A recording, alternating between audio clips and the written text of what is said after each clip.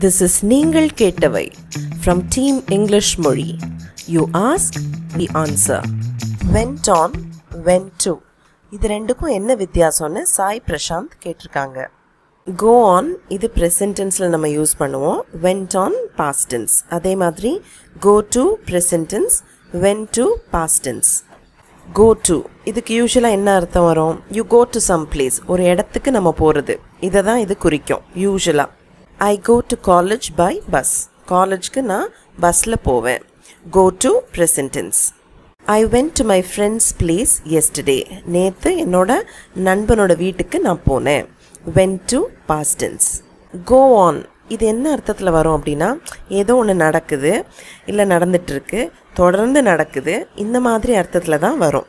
For example, what's going on in your life? உன் லைஃப்பில் என்ன நடக்குது? Going on. கிளாஸ் ரூமில் பாடம் நடத்தும் போது பேசிகிட்டு இருந்தாங்கன்னா டீச்சர் இதை சொல்லுவாங்க, வாட்ஸ் கோயிங் ஆன் தேர்? அங்கே என்ன நடக்குது?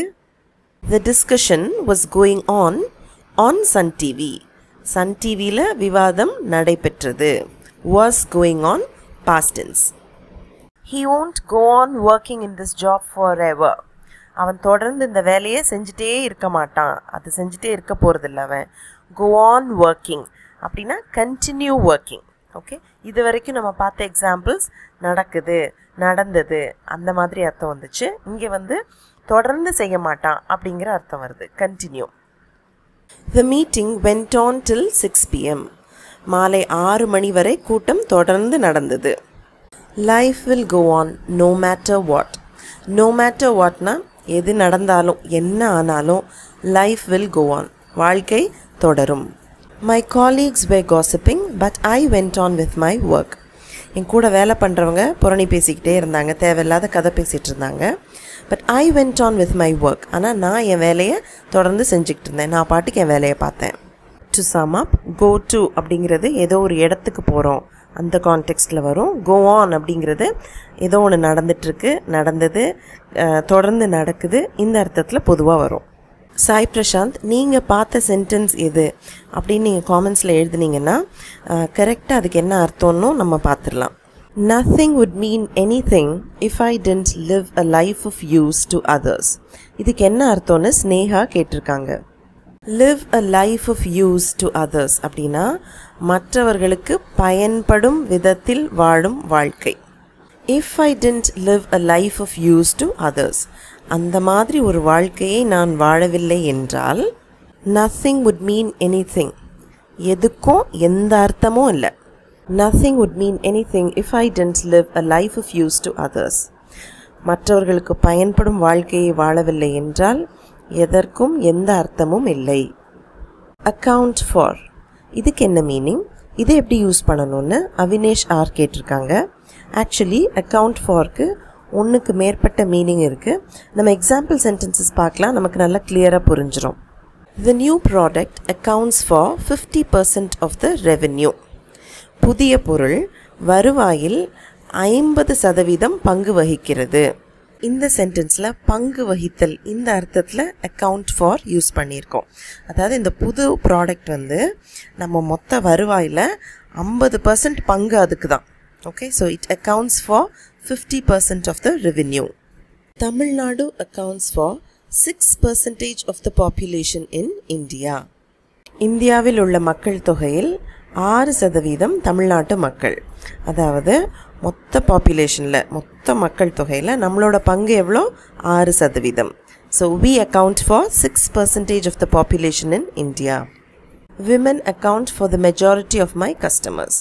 என்னோட வாடிக்கையாளர்களில் பெரும்பான்மையினர் பெண்கள், பெரும்பான்மை பங்கு வகிப்பவர்கள் பெண்கள். ஸோ பெரும் பங்கு அவங்களுக்கு. account for பங்கு வகித்தல். The school failed to account for space constraints before reopening. இப்போ கோவிட்க்கு அப்புறம் மறுபடியும் ஸ்கூல்லாம் திறந்தாங்க, ரீஓப்பன் பண்ணாங்க. ஆனால் இந்த ஸ்கூல் என்ன பண்ணிச்சு? It failed to account for space constraints. Space constraints இடப்பற்றாக்குறை, இதை கணக்கில் எடுக்கலை. ஃபெயில்ட் டு அக்கவுண்ட் ஃபார் கணக்கில் எடுத்தல். ஃபெயில்ட் டு அக்கவுண்ட் ஃபார் கணக்கில் எடுக்க தவறிருச்சு.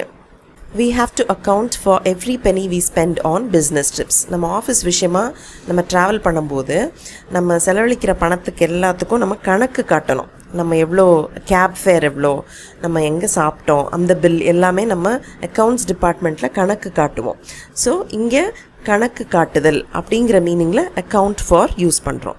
போன எக்ஸாம்பிள், இந்த ஸ்கூல் எக்ஸாம்பிளில் கணக்கில் எடுத்தல், அதை வந்து நம்ம அதை இன்க்ளூட் பண்ணாமல் பிளான் பண்ணிட்டாங்க, அந்த அர்த்தத்தில் வந்துச்சு. How do you account for the dip in sales? விற்பனை வந்து நல்லா குறைஞ்சிருச்சு. How do you account for it? அதுக்கு என்ன காரணம் நீ கற்பிப்பாய். How do you explain it? அதுக்கு என்ன explanation, என்ன காரணம், என்ன reason. So account for என்ன காரணம், அந்த அர்த்தத்தில் இந்த சென்டென்ஸில் நம்ம யூஸ் பண்ணியிருக்கோம். The rise in petrol price accounts for the rise in auto fare. இப்போல்லாம் ஆட்டோவில் போனால் ஆட்டோ காசு வந்து ஜாஸ்தி ஆயிடுச்சு. ஏன்? பெட்ரோல் விலை ஜாஸ்தி ஆயிடுச்சு. ஸோ அதன் காரணத்தால், பெட்ரோல் விலை உயர்வு காரணத்தால், அந்த மீனிங்கில் நம்ம அக்கவுண்ட் ஃபார் இங்கே யூஸ் பண்ணியிருக்கோம். Rains may have accounted for the lukewarm voter turnout. Voter turnout அவுட்னா பூத்துக்கு, ஓட்டிங் பூத்துக்கு வந்து வாக்களிக்கிற மக்கள் தொகை.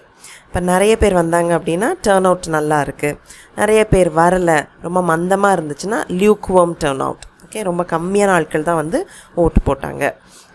Reigns may have accounted for it. ஏன் கம்மியான பேர் வந்தாங்க? மழை பெஞ்சதுனால. அதுதான் ரீசன், அதுதான் காரணம், அதுதான் எக்ஸ்பிளனேஷன். இந்த மாதிரி தான் அக்கவுண்ட் ஃபார் நம்ம பொதுவாக யூஸ் பண்ணுவோம்.